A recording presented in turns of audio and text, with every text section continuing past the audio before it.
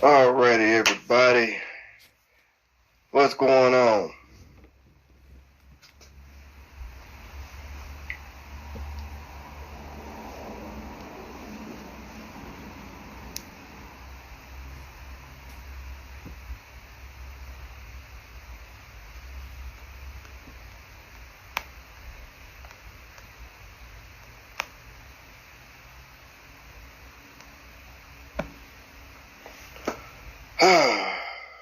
Okay, I'm still trying to get used to this social media type thing, so bear with me.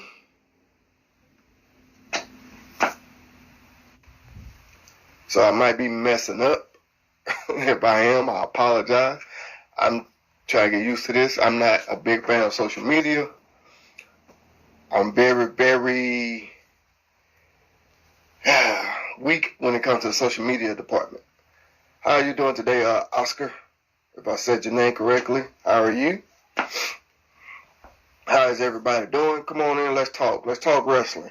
We love wrestling. We buy the belts. We watch the shows. No matter if you watch Ring of Honor, TNA, WWE, AEW, if you watch indie circuits, anything. Come on, let's talk. What is it that you like about it? What you don't like about it? What do you want to be a professional wrestler? Was you a professional wrestler? You know, what's going on? Let's talk.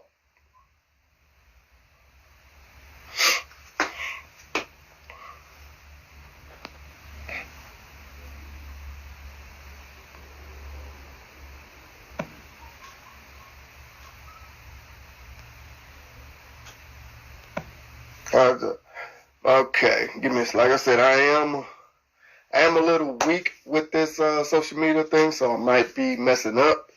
So I'm throwing that out there in advance. Any questions y'all want to ask me? Come on, let's do it. Let's talk.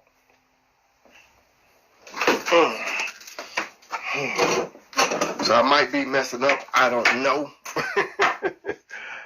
Like I said, I am new to this.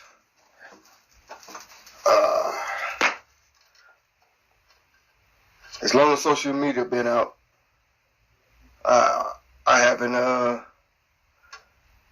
I've never done a live stream. As long as social media been out. That's the crazy part about all this. You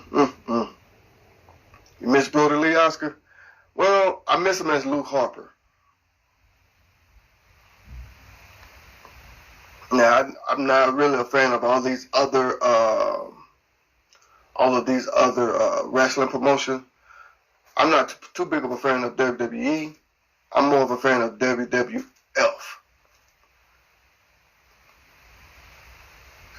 But, okay. How many belts do I own? Right now I have 10. I have 10 belts. How many belts do you own?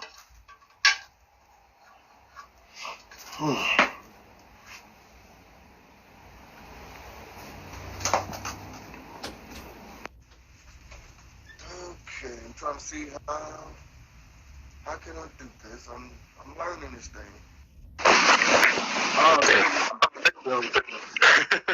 I'm trying to figure out this social media thing, man. I'm not big on social media. Yeah, I'm trying to figure it out. 10 belts. I know you said you were done, but I said that, but then right after I said that, I bought another one. Yeah. So I don't think I am done.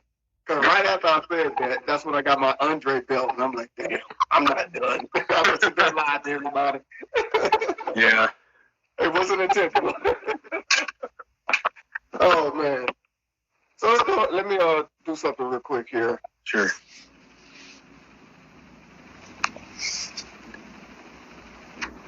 Okay. All right. Trying to figure this thing out here. Like I said, I'm still new to all the social media stuff, Facebook and all that. That's why you don't see nothing on my Facebook page. Because I don't really know how to do this stuff. Yeah. I just learned how to join groups. I'm new to all of this stuff. I'm old school, so. Me too. I still like my wife is about 6.5 years younger than me, and like I'll still be looking at my phone or typing like an old man or something, and she'd be like, "What is wrong with you?" I didn't touch a computer until I was in high school. I ain't know nothing about it. The thing with me is my daughter. She's the one who got me going with this YouTube thing, because she does her own YouTube. And she the one got me going on it, so because she does things with her games, her toys, and stuff like that. She plays, so That's cool. I was like, you know what? I'm gonna do one with wrestling and my favorite sports team. So I came to her for it. I go to my 10-year-old daughter for advice. That's good. That's good though, because yeah, somehow you popped up in my algorithm in the first place. Is how I found you talking about belts, and I was like, okay, cool.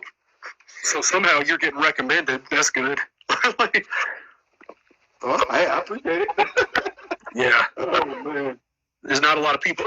And like even on the belt groups, people get belts all the time, and they never take pictures or like do videos or anything. And it's like, damn.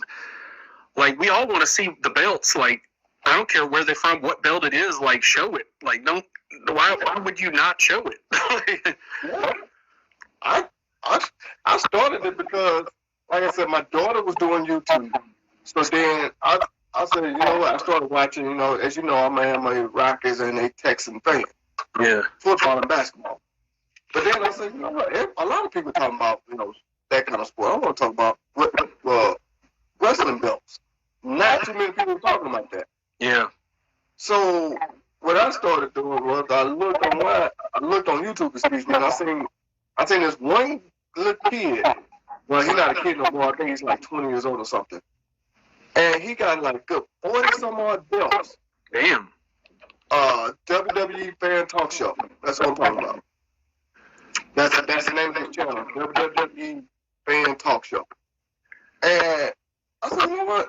I want to start doing that. So I started doing it. I'll be right back. Let me see who's knocking on my door. Yes, Lucky. What? Yes. You have to ask. Lord, boy. Lord, his parents must be rich or something for him to spend all that money on some belts. WWE belts are not cheap. No, they're not. Even if you get your own custom belt, it does add up. Yeah. Especially when they're not on sale. They like $1 or something a piece. Some of them.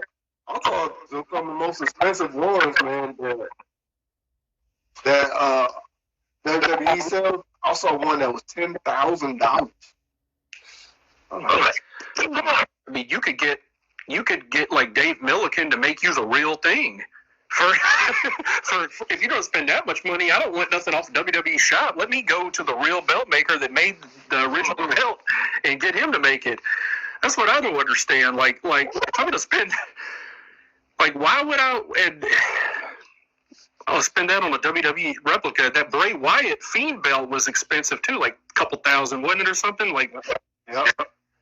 I don't like that belt. That belt gives me the creeps. and it's all leather. There's no gold or nothing on it. There's not even plates on it. It's just a big thing of leather with paint on it or whatever. Yeah, I don't want that. Mm-mm. Yeah. So what is your favorite belt of all time? Favorite belt of all time, probably the still the current IWGP title that's in New Japan. That thing is freaking. That thing is like the modern equivalent to the big gold to me. Like it's a huge belt too. Like the real one is huge, because I saw it in front of me when AJ Styles had it, and that thing, like, you know, he's not a big dude, and on him that belt looked just gigantic. But it was falling apart at that point because Lord knows, like, that's one thing WWE does. They spend money on those belts. They replace the belt every year. Like the TV belt, the one that's on TV. Then when you go to the live events, you see the trash one they already used that's falling apart. The leather's all worn out and stuff like that. But the ones that are on TV, the wrestlers don't carry around. That's the ones they bring out the truck or whatever for them to use on TV, and the leather's all pretty and cleaned up and everything. But you go to the lot, like I said, let's see. I worked for WWE, two WWE live events back in like 2016, I want to say, that came here back when the main event program was John Cena and Kevin Owens, and I remember that the New Day was there and they were the tag team champions. And this is back before Xavier Woods was even in the ring much, when it was just Kofi and Big E every night, with Xavier just hanging around the ring. But I remember, yeah, the belts just looked wore out that they were using in the live events. But, you know, and I was like, good Lord, man, what happened to those belts? But like even the black on the belts had worn off, and you could, like, on part of it, you could just see the brown leather underneath. And I'm like, what do they do to them things? Like, they were. And that's one thing a lot of people don't understand too. Those belts are worth a lot of money. Oh yeah, because they are ring used. Yeah. For example, the one that I think was Mr. Perfect, the one he smashed at that Big Eagle. Yeah. Someone actually bought that belt. Yeah, because people thought the hardcore title was that title that he smashed up, and it wasn't. Somebody bought it. And he did a video on it. That he had all the pieces. Yeah. And he put it together. He showed. He said, "Here go the belt." He put all the pieces together that they found for him. Yeah. And this was before they brought back replicas of the hardcore title. So this was years ago.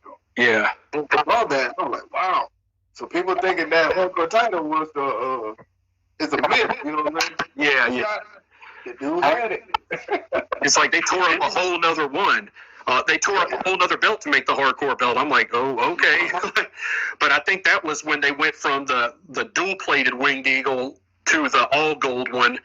Mm-hmm. And they just, you know, they already had the new belts. I think they just smashed. The same thing whenever Crockett was rebranding to WCW, and Luger had that the NWA US title belt that they were getting rid of because they made the WCW one with the actual WCW logo on it, and they had Nikita Koloff take the belt and like smash it over like the steel post, and it got bent and stuff like that. But I was like, they know what they're doing. They knew they wouldn't do anything with that belt anyway, and they had already got a new one made.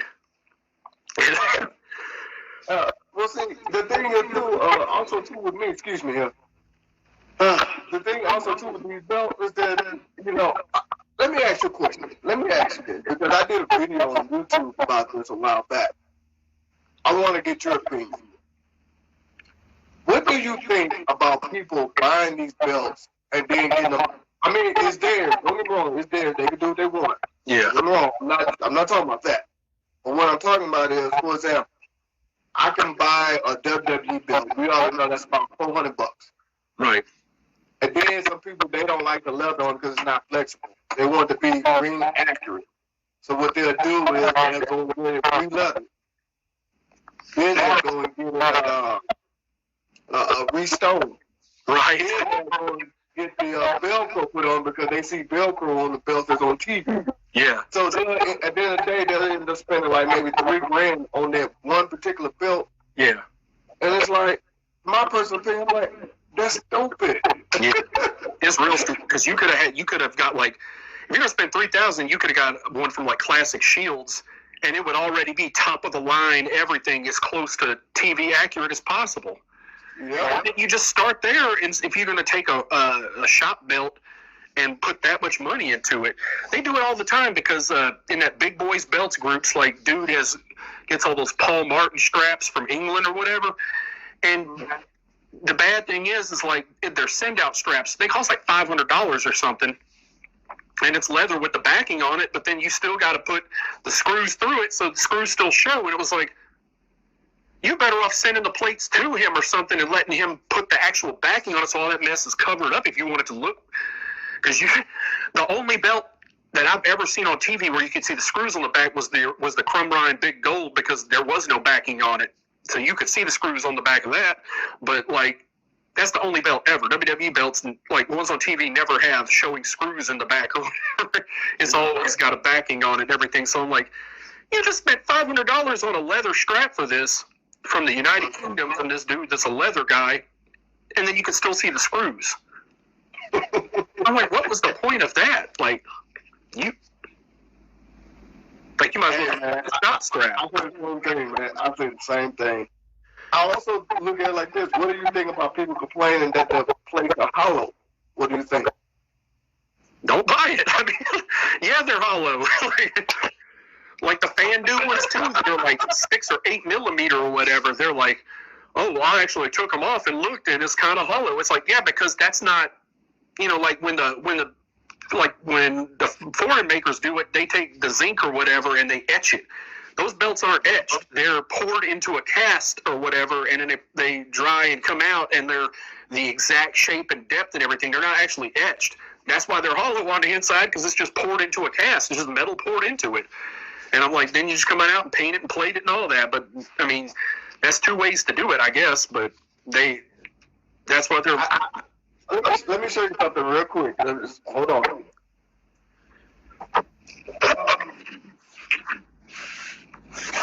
Because the reason why I asked you before, have you seen my YouTube video? Because I want to ask you all these questions. And this is my WBC title right here. Oh, I saw your review on that. Yeah. And I'm not going to, okay. You can probably see right there how hollow that belt is. Yeah. Now, see how thick that is? That's about 8 millimeters. At least, yeah. Now, imagine if thing was solid. You wouldn't be able to carry it around. My point exact. See? And that's what I was saying in my video. I was like, man, people complain about these belts. But it's mind-boggling to me that when you complain, you're constantly going back. Yeah.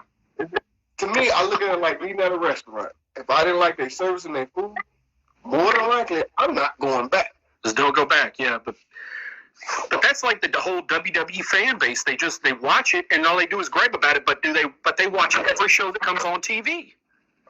Yeah. It's like you still watch. You're giving them the money. You giving them your money, and then you're going to complain about it. Quit giving them your money if you don't like it. Don't watch it. I mean, I don't get that. It's like, oh, that's like we were talking about. And I watched your video where you were talking about the people like getting caught up in those videos, and that's like the YouTube wrestling network right there. Is just people complaining about, oh my God, well they didn't make this guy the world champion. They should have, or whatever. And it's like, oh, okay, like why are you worried about that? Why? I mean. Like you said, like somebody knew damn good and well that Big E wasn't going to be Universal Champion, and it's a good thing he didn't because if they put him in a program with Roman Reigns right now, he'd just be losing every night to Roman. It's better for him to be doing what he's doing and carrying the belt he's carrying right now and doing something else because that way he's getting a spotlight on him.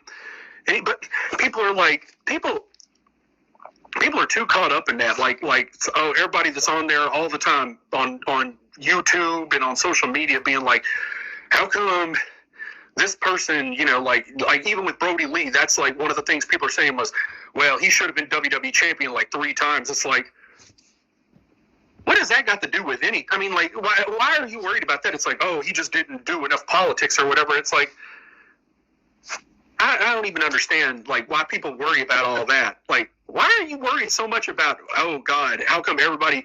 I swear to God, if some of these fans actually, like, were booking WWE, the title would change hands, like, every time it came on TV, and everybody would get it. And I'd be like... I mean, that's the problem with, like when Kofi was getting red hot and they gave him the belt, it just happened. I think it happened too fast, too quick. Then they booked him with Brock Lesnar, and, like, there's only one way that match can go, looking at those two. Like, you can't act like it should have been a competitive fight because, let's be honest, if little old 175-pound Kofi Kingston got in a fight with Brock Lesnar, God dang it, man, it wouldn't have gone any better. Like, you can't put him in there with him because visually that's just not going to work. Like, you got to put him in there with people, like him in there with Daniel Bryan was perfect because Daniel Bryan was closer to his size. Put him in there with AJ. People hit closer to his size that you could believe he could win a fight against or something. But, like, they rushed that, too, because it was like, 1 minute he was in the tag teams, and, like, 2 months later he was WWE champion, and people didn't even get a chance to, like, get invested in it. They just heard him get reactions. I was like, Kofi was always hot. Like, what do you mean? Like, he always got fan reactions, but it doesn't mean, like, you could have put more time into him to get him really where he should have been to be the champion. He just rushed it, and it fell flat. That's another thing with Kofi, though. Not just Kofi, a lot of them, even Daniel Bryan, but... Yeah.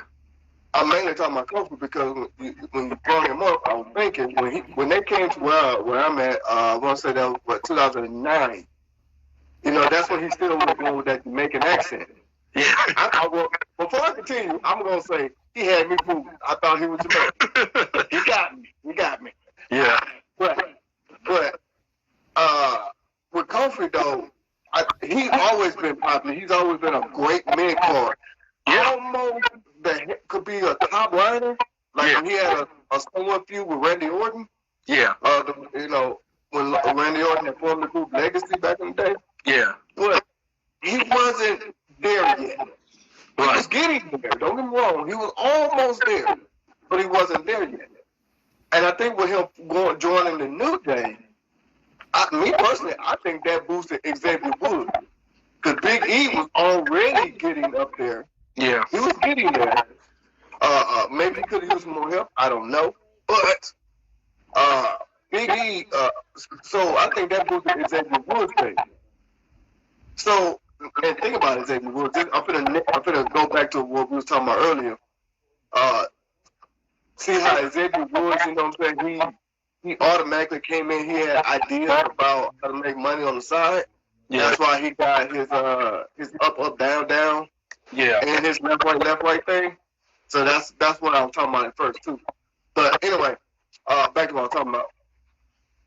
With Kofi though, I put it like this: when he lost the belt to Brock Lesnar, what was that? 2019 or 18, whatever it was, when they premiered on Fox. I think the match. I get it. Don't get me wrong, because they wanted to bring out that MMA guy. I forgot his name.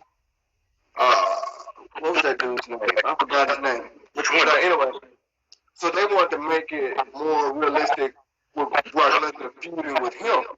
Oh, yeah. Yeah, him with that big old Mexican tattoo across his chest like that. Yeah. I get it why they made Kofi lose like that, but I just think it sucked. It should have been not so quick. I put it like that. Yeah. Not so quick. But you can't put him in there with a guy that outweighs him by 100 pounds. Looking like this Brock Lesnar and expect, like, don't put him in the ring with Brock Lesnar. There's the answer, like, because when you, I mean, like, even with Seth Rollins, to me, that just it didn't get over because people didn't believe it. They didn't believe Seth Rollins could beat Brock Lesnar because they know in a fight, the pretty boy wasn't going to do nothing. Like, Brock would have beat the snot out of him, but then Brock was killing everybody. Next thing you know, he's losing to Seth Rollins. He lost to Drew McIntyre, and I feel like that's dead in the. I feel like Drew McIntyre has done. Like, they need to get the belt off of him because to me he's dead. If you remember Drew McIntyre when he first came, I do want to say like 2007 or 8 back then. He wasn't as big as he was now. He wasn't as strong. If you remember that Vince McMahon called him the chosen one back then. So I get it. Vince wanted him to get more in shape, more in tune with everything. Now he's the chosen one. But then he's the lowest drawing WWE champion of all time. Like, the view, the ratings is dead. Everything's dead on there, and it's, people thought like Diesel was the lowest drawing champion, but Eddie Guerrero actually drew lower than him. But then Drew McIntyre has set the all-time record for nobody watching Monday Night Raw, and I'm looking over there at that. I don't even watch Raw, but I read about it a little bit afterwards just to see what's going on, and then I see that group that MVP's got, and I'm like, that's where the money is right now. They need to get the WWE title onto Bobby Lashley or somebody and get it off of them, because Bobby Lashley with MVP is hot. Like, because MVP can talk, Lashley can't. But MVP is perfect at what he's doing right now. Like, he is. Just use it. He's like 50 years old, so you can't work him too much, but like get him in the ring a little bit, but then let him do the talking for those guys, and they're hot now because of him. And it's like, what are you doing? Like, why is Drew McIntyre the champion and nobody wants to watch it? But then these guys over here are really kind of coming up, and people are like actually interested in. But they got Drew McIntyre and Sheamus and Keith Lee. What I did watch some of that match with Sheamus and Keith Lee, And I'm going to say, I'm sure I'm thinking exactly what Vince McMahon thinking about Keith Lee right now. If he lost like 30 pounds and got in shape, he'd probably be a lot better. But he looked like he blew up in that ring about 2 minutes into the match, like it was an Ultimate Warrior match or something. He was blown up, and like Sheamus was doing everything. And then at the end, Keith Lee, and I'm like, he's not in shape. Like, he's not just like I will say that about like Kevin Owens. Kevin Owens is a fat dude, but at least like he doesn't look like he just runs out of energy in the ring. Keith Lee, like, to me, just blew up in a TV match with Sheamus, and I'm like, why are you, like, I think he's got talent. He can do he's a very athletic, big dude, but he's fat, and then he runs out of gas, and it's somebody else carrying him through. It's like, what's the point of Sheamus putting him over? Like, like if Sheamus is like having to drag him through the match and stuff, like, what the hell? I think that's the reason why Ben sent him back to the Performance Center too. But he's still on Raw every week, in the top matches and stuff, like getting a shot at the WWE title. It's like, why is this the top program? Like, what? Like, I will say, at least on SmackDown, like, that makes more, like, the Roman and Jey Uso thing was actually better than most of the stuff that they've had on, like, what? How is that over there, and they're trying to push this on Raw and nobody's watching? But it's the story of their life. They hired, they took like Shinsuke Nakamura, who was top guy in New Japan, big, huge star over there, big enough star where he caught a lot of, he caught a lot of American fans that got into him because he was so good, and they got him out there covering himself up, in an Elvis-looking suit or whatever that is, jumpsuit. And he doesn't do any of the stuff that made him hot in Japan. And when he came to American Wrestled and Ring of Honor and places like that, and people, Ring of Honor actually packed the house because people wanted to see this dude wrestle. They brought him to NXT. Now what is he doing? Like, why? And the amount that they're paying him, because he's one of the higher paid guys on the roster, and they're not doing. They got him just like, what was the point of this?